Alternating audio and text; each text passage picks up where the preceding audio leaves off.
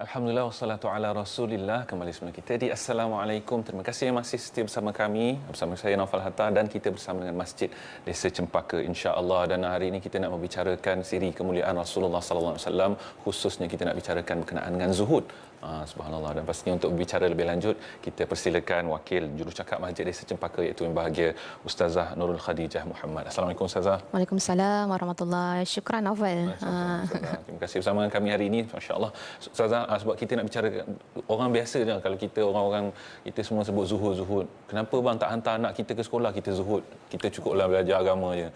Bang, kenapa nasi tak bertambah, zuhud. Contoh. Allah, okay. Macam zuhud tu mudah sangat kan. Kenapa belanja saya sikit je potong separuh, kita zuhud lah ya. Sedangkan keperluan yang lebih. Jadi perkataan zuhud tu seperti sinonim di lidah-lidah kita Ustazah. Tetapi seakan-akan maksud yang sebenar zuhud itu tak pernah faham sebenarnya. Mungkin Ustazah boleh bantu kami sekali lagi. Mungkin ada yang dah tahu pastinya, tapi sebagai peringatan untuk kita semua. Apakah maksud zuhud dan apa salah faham yang biasanya berkait rapat dengan istilah zuhud ni Ustazah? Okey, baik, insya-Allah. Terima kasih banyak Naufal. Okey. A'udzubillahi minasyaitonirrajim. Bismillahirrahmanirrahim. Alhamdulillahirabbil alamin wassalatu wassalamu ala asyrafil anbiya'i wal mursalin wa ala alihi wa sahbihi ajma'in, amma ba'd. Okey, zuhud. Jumlah sama-sama kita menjadi seorang yang zuhud. Apakah yang dimaksudkan zuhud ni sahabat-sahabat sekalian? Okey, zuhud ni biasa macam Naufal kata, zuhudnya kau ni, zuhudnya kamu ni. Jadi kita kena faham sebenar apakah yang dimaksudkan dengan konsep zuhud dalam kehidupan seharian kita sebagai seorang muslim. Okey. Zuhud dari segi bahasa ni kita boleh bawa maksud berpaling daripada sesuatu perkara ataupun meninggalkan sesuatu perkara yang rasanya tidak bermanfaat bagi dirinya, ataupun yang tidak meninggalkan kebaikan kepada dirinya. Itu dari segi bahasa.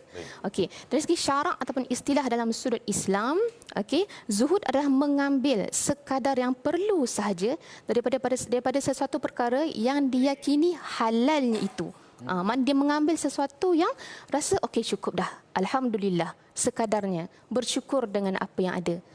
Itu yang dimaksudkan daripada segi sudut Islam. Okey. Okey, hari ini pun kita dah alhamdulillah masuk 1 Rejab 1445 Hijrah. Alhamdulillah ya. Jadi sekarang kita sebenarnya tengah road to Ramadan. Alhamdulillah. Rejab, Syaban, Ramadan. Baru saja dengan perkongsian Ustazah Muzayana sebentar tadi. Okey, jadi kita cuba terapkan sifat zuhud dalam kehidupan seharian kita. Okey, kita tengok lagi. Zuhud ni ada juga orang kata dia benci kepada keduniaan, okey, dan fokus kepada akhirat. Okey, maksud benci kepada keduniaan ini bukan maksud dia benci, tak naklah pergi kerja, tak naklah pakai jam tangan, tak naklah guna handphone, tak naklah pergi jalan-jalan. Bukan. Okey, benci keduniaan ni maknanya kita ambil isi dunia sekadar yang perlu. Kita ambil dan bersederhana dengan aspek keduniaan. Itu maksudnya adalah zuhud, ya.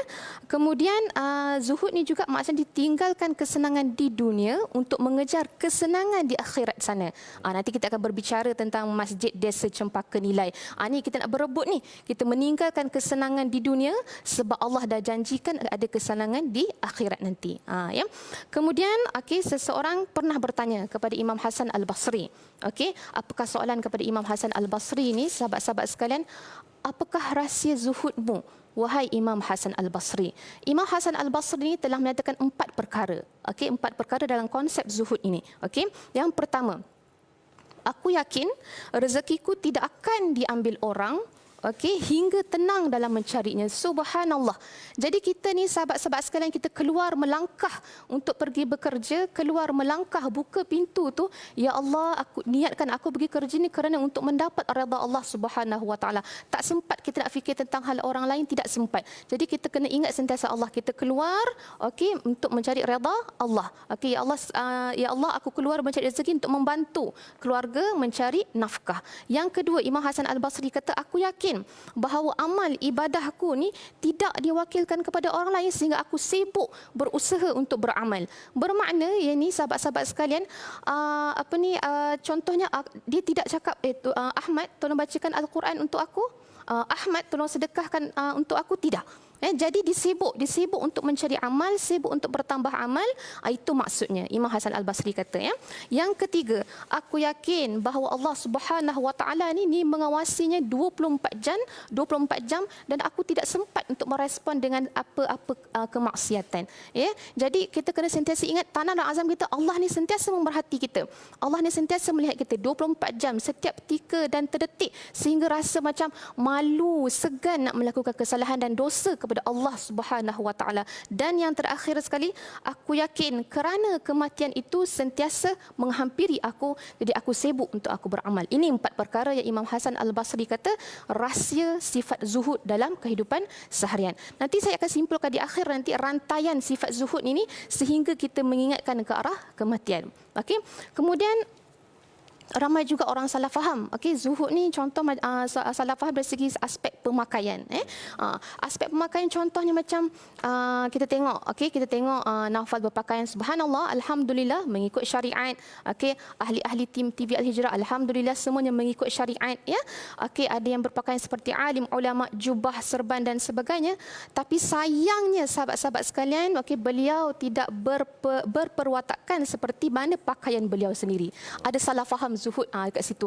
Waktu zuhudnya kau, tapi dia sikap dan berperwatakan itu tidak menggambarkan seperti mana pakaiannya. Ataupun kita boleh cakap juga antara salah faham zuhud ni adalah kita pakai baju biasa lah, compang kita nak pergi majlis ke apa ke, pakai baju sengit-sengit sikit lah, ada compang-camping lah, ada koyak-koyak dah. Kenapa tak tukar baju? Zuhud. Tak boleh macam tu. Kerana Islam menekankan kebersihan, kekemasan, itu dalam Islam. Jadi zuhud ni kita patah balik. Zuhud ni adalah kita mengambil sekadar yang perlu, kita bersederhana. Itu maksud zuhud. Rantaian yang saya nak simpulkan kat sini tentang zuhud ni. Zuhud, saya nak seru pada diri saya dan semua orang, zuhud ni bermakna yang pertama adalah bersederhana dengan apa yang ada. Yang kedua, kemudian dah bersederhana, kita kena bersyukur dengan apa yang kita ada. Bersyukur dengan apa yang kita ada dan kita kena bersabar dengan segala musibah. Dah bersyukur dengan segala nikmat, kita kena bersabar segala musibah, dan ketiga-tiga perkara ini kalau kita ada, insya-Allah mendorong dan membawa kita mengingat ke arah kematian, sekaligus insya-Allah pasti dan confirm kalau kita ingat ke arah kematian, kita akan ingat Allah Subhanahu Wa Taala. Sebelum tu, saya teringat satu lagu. Saya sangat tertarik lagu ni. Lagu Dari Sulaiman yang bertajuk 3 Hari. Pernah dengar, Naufal? Tak pernah. Dari Sulaiman pernah dengar kan? Dan tajuk 3 hari. Nanti boleh search. Nanti boleh search sahabat-sahabat sekalian. 3 hari dari Sulaiman. Saya nak nyanyi nanti macam merdu sangat pula. Saya sampaikan 3 bait lirik ni yang saya rasa saya sangat terkesan. Lirik dia tersebut adalah bersyukurlah untuk hari ini. Subhanallah. Bersyukurlah untuk hari ini. Beristighfar untuk hari kemarin. Subhanallah. InsyaAllah untuk hari esok. 3 hari dinyatakan ya. Hari ini, semalam, hari esok, moga-moga Allah merahmati. InsyaAllah. Itulah yang dikatakan dengan sifat zuhud. Begitu dalam sebenarnya istilah zuhud sebenarnya, bukan sekadar kita lihat secara fizikal dan material saja ditampilkan zuhud itu, hatta seperti kata Hasan Al-Basri sendiri, sehingga mengubah amal kita secara harian. Subhanallah. Sederhana, syukur dan sabar. Subhanallah. Itu juga istilah yang bagi kita kena ingat betul-betul. Hari ini kita nak bersederhana pun kita susah, terikut-ikut dengan orang lain. Allah. Kita tak suka kalau kita sekadar mencontohi zuhudnya mereka yang ada hari ini, tok saya ke nek saya. Kita nak lihat bagaimana zuhudnya Rasulullah SAW dan para sahabat. Mungkin secara ringkas ada kisah ringkas yang berkenaan dengan zuhud Rasulullah dan para sahabat. Subhanallah, sahabat-sahabat yang dirahmati oleh Allah Subhanahu Wa Taala sekalian.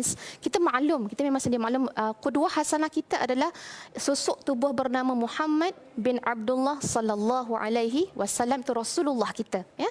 Rasulullah seorang insan yang sangat zuhud daripada segala al-anbiya, ya. Tapi hari ini kita nak cuba bawa kisah daripada sahabat baginda sallallahu alaihi wasallam, yang nama beliau adalah Jundub bin Junadah. Jundub bin Junadah atau lebih dikenali sebagai Abu Zar Al-Ghifar. Abu Zar Al-Ghifar. Al-Ghifari ini digelar Al-Ghifari kerana beliau ni menetap di Ghifar, antara Syam dan juga Madinah. Itu maksud Al-Ghifar tu. Apa terkenal masyhurnya Abu Zar Al-Ghifari dengan sifat zuhud ni. Sebelum tu Abu Zar Al-Ghifari ni merupakan as-sabiqun al-awwalun, iaitu yang golongan yang awal memeluk Islam. Kisah dia panjang tapi saya ringkaskan. Awal memeluk Islam, dan beliau juga seorang yang cerdik pandai. Sehingga dirujuk juga pada zaman Khalifah Sayyidina Abu Bakar, Sayyidina Umar, Sayyidina Uthman, dia dirujuk. Antara sahabat yang dirujuk lah. Jadi kisah Abu Zar ni, sahabat-sahabat sekalian, seseorang ni telah masuk ke dalam rumah Abu Zar. Biasanya kalau orang masuk rumah kita, dia macam perhatian, tengok kiri, kanan, atas, bawah kan. Jadi biasa macam tu. Allahu Akbar. Jadi tetamu ni dia datang, ditanya, wahai Abu Zarrin, aina mata'akum? Mana kamu punya sofa? Mana kamu punya kerusi, meja, semua tu? Macam mungkin tak ada dalam rumah Abu Zar tu. Ya, Allah Akbar. Kita pun tak tahu kita sampai ke tak level tersebut. Jadi Abu Zar kata apa, sahabat sekalian? Sesungguhnya kami telah memiliki satu rumah di akhirat kelak, di syurga kelak. Subhanallah, dia yakin Allah telah menyediakan satu rumah di syurga kelak. Kemudian orang tu jawab, wahai Abu Zar, kamu tak boleh macam ni. Kamu maknanya perlulah cari sofa, perlulah ada coffee table dan sebagainya. Kemudian jawab Abu Zar, sesungguhnya pemilik dunia ini, iaitu siapa? Allah Subhanahu Wa Taala, tidak akan pernah menyia-nyiakan kami di sini. Betapa yakin dan tekadnya dia dengan Allah Subhanahu Wa Taala. Itu dia antara kisah Abu Zar lah, zuhudnya dia. InsyaAllah, seronoknya bila dia tanya, macam pelik juga kan. Kalau pergi R&R, mana rumah awak kat R&R ni kan? Rupanya sebab kita R&R. Allahu Akbar kabira. Hari ini Ustazah hadir tadi sebut pun Masjid Desa Cempaka, bagaimana agaknya keterkaitan zuhud dan sebagainya, dan bagaimana para penonton nak bersama dengan Masjid Desa Cempaka. Subhanallah, barakallahu fiik. Bercerita tentang masjid ni, sahabat-sahabat sekalian, kita akan ingat zaman Rasulullah. Macam mana Rasulullah ni sallallahu alaihi wasallam ni berdakwah pada mula-mula 13 tahun di Mekah Al-Mukarramah. Ada tempat ke sahabat-sahabat sekalian? Tak ada. Tidak ada tempat yang khusus. Jadi selama 13 tahun tu beliau diuji, baginda sallallahu alaihi wasallam diuji untuk menyebarkan Islam pada awalnya. Jadi saya ingin menyeru diri saya dan juga menyeru seluruh yang mendengar, yang penonton-penonton, sahabat-sahabat sekalian mendengar, mari membantu kami dalam membina Masjid Desa Cempaka Nilai. Kita boleh lihat dia punya infografik dia sekarang ni, ya. Dalam fasa pembinaan sekarang ni, uniknya Masjid Desa Cempaka Nilai yang membawa dan mengaspirasikan konsep mesra muslimah. Subhanallah, mesra muslimah.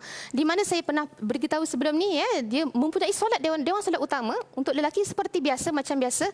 Unik tambahan lagi, mempunyai dewan solat utama khas untuk wanita.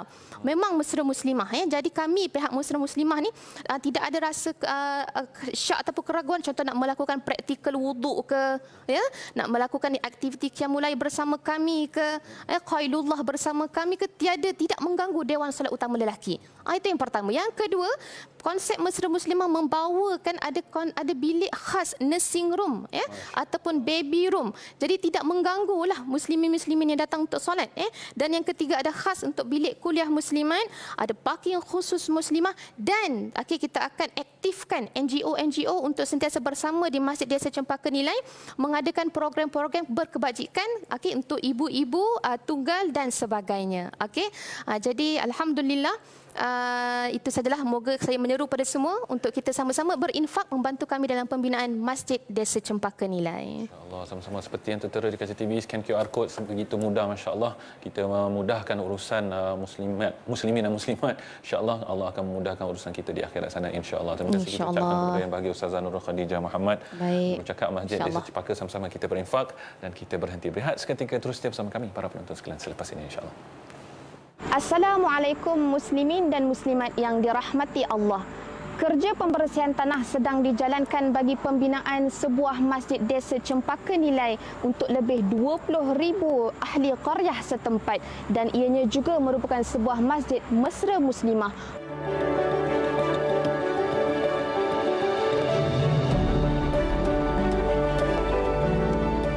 Maka kami menyeru muslimin dan muslimat untuk bersama-sama berinfak dalam pembinaan masjid ini. Semoga Allah merahmati kita semua, insya-Allah.